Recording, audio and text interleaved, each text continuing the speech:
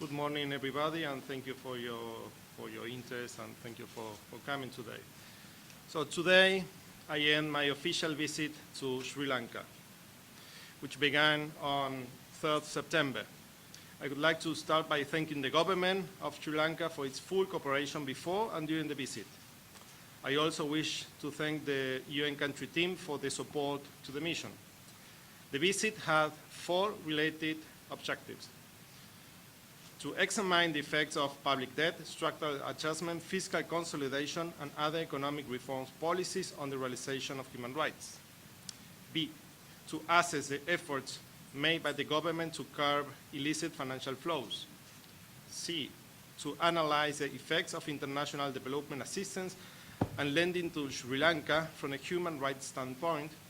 And D, to study the efforts deployed by the government to integrate human rights standards in the financial sector with a particular interest on microfinance.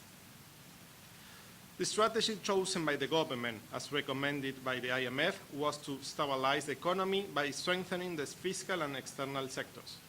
In the views, external indebtedness could help achieve this goal.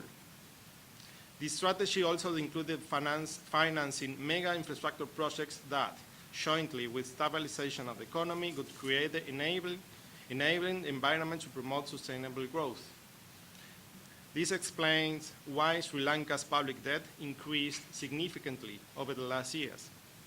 Neither the government nor the IMF have conducted an ex-ante human rights impact assessment of the economic reforms implemented or announced. This exercise is of paramount importance from a human rights standpoint when, for example, rationalizing fuel subsidies and social security benefits, or when a more profit-oriented logic is introduced into public services or state-owned corporations. Having introduced free healthcare and education scheme in the 40s, the state has made particular efforts to ensure and maintain those important social policies over decades. However, I'm concerned that despite the will to maintain such legacy, expenditure has been on the rising trend over the last years. Some drawbacks were registered in the 2017 budget in the education and health sectors. Trying to achieve fiscal adjustment by reducing public expenditure in education, health, and social transfer actually hinders long-term development and may have negative effects on social and economic stability. This is why I welcome the announced raise in expenditure on education and health in 2008. Yet, it was brought to my attention that social spending has not always matched budget estimations in the past. Government has expressed its intention of engaging in public-private partnerships in important social sectors, such as health, education. These efforts of public-private partnerships should not replace the government's primary obligation of ensuring the economic, social, and cultural rights equally among everyone and its obligation in allocating maximum available resources. When we look at the public budget today, the debt repayment is the country's most important expenditure, with a significant amount of borrowing currently allocated for this purpose.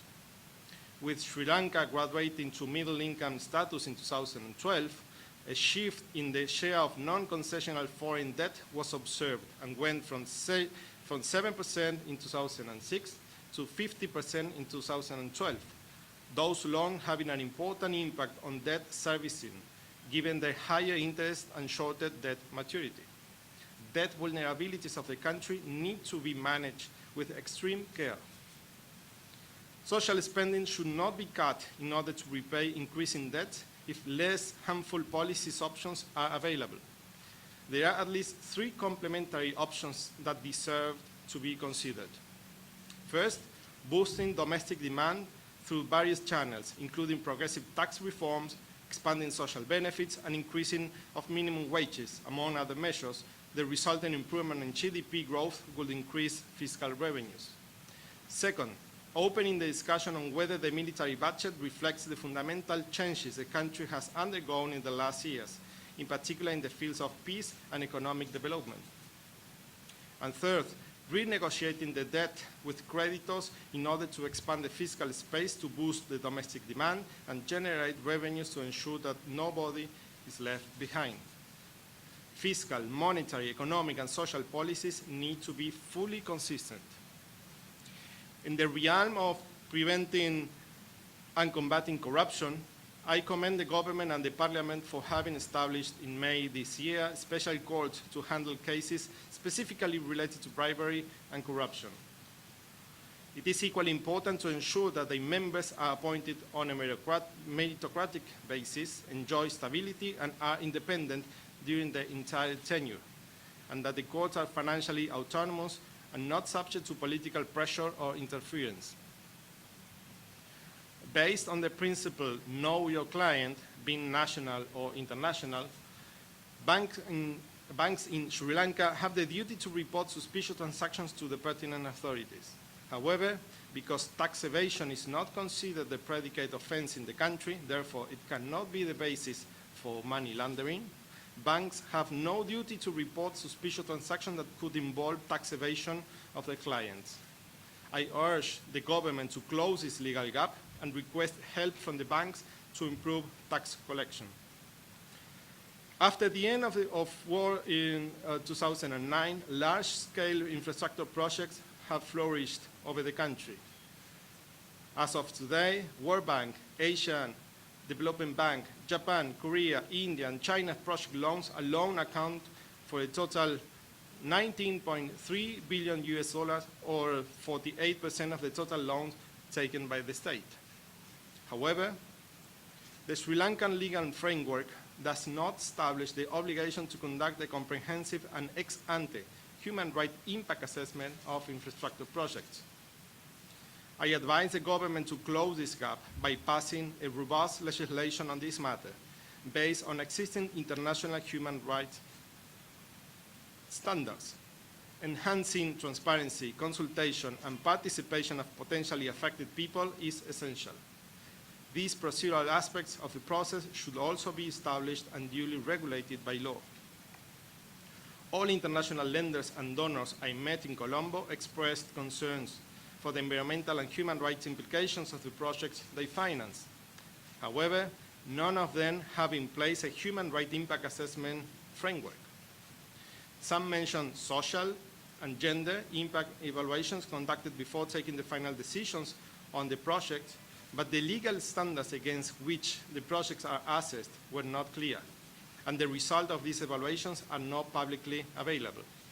Therefore, I advise international financial partners to establish more robust frameworks to assess the human rights implications of the project, covering both substantive and procedural rights. Microcredit has a long history in Sri Lanka.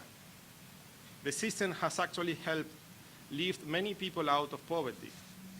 However, the number, frequency, and seriousness of the lenders' abuses I have found in the country call for an urgent state action. I learned that while the universe of borrowers is broad, women, poor, and war-affected areas are especially targeted by microfinance financial institutions, which charge their loans with up to 220% interest rate and apply compound interest. The mechanism has been designed to make huge profits and put on poor borrowers, women in particular, a heavy pressure on their shoulders.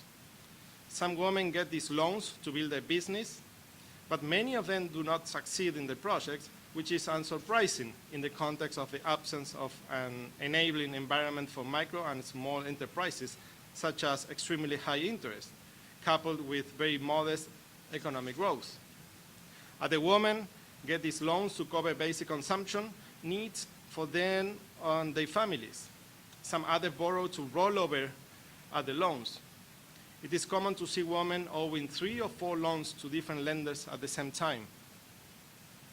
Collectors go to their houses to get paid, sometimes on a daily basis. They can stay in the houses for hours until they get repaid. Women are at times exposed to psychological and physical violence by these collectors.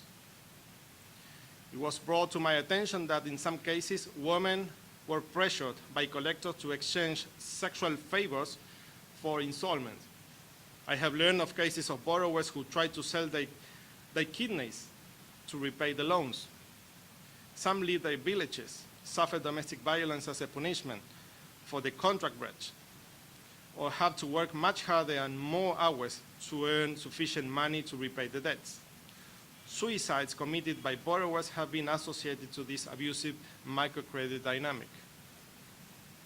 I welcome that the government is implementing a program to write off the micro debts taken by women in certain regions affected by droughts, providing they are at least 3 months in arrears. However, one of the problems is that given the pressure lenders can put on debtors, collectors don't usually allow for long delays in payment.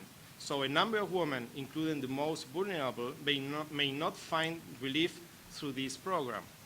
Besides, the microcredit practices described above and the abuses have not been limited to these regions.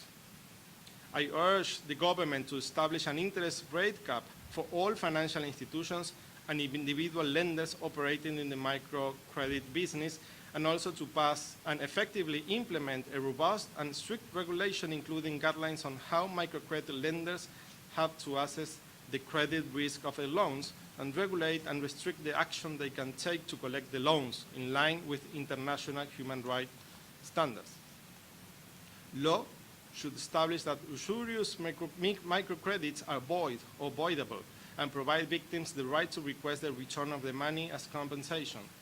I also urge the government to declare a moratorium until this legislation is passed in order to prevent vulnerable groups, in particular women, from being exploited and abused by lenders. Thank you very much.